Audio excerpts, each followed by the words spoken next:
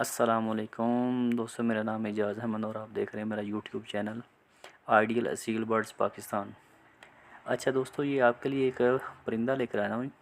इसका आप शौक़ करें। और ये परिंदा जो है ना, इसमें काफ़ी खूबियाँ हैं जो आपके साथ में शेयर करना चाह रहा हूँ। पहले तो आप इसका स्टांस देखें, इसकी दुम देखें, हल्की सी जो है ना वो हवावर, वो सीधी है, बिल्कुल ज़ेर दुम्बा नहीं है। दूसरा, आप इसकी नोक का साइज़ देखें, आँख का म्यार देखें, नली देखें, इसका स्टांस देखें, इसकी मज़बूतियाँ देखें। असालत में ये बिल्कुल कंप्लीट है। तो इसकी इस तरह के परिंदे जो होते हैं ना, वो बड़े स्पीडर होते हैं, बड़े अच्छे फ़ाइटर होते हैं, कीलकार होते हैं।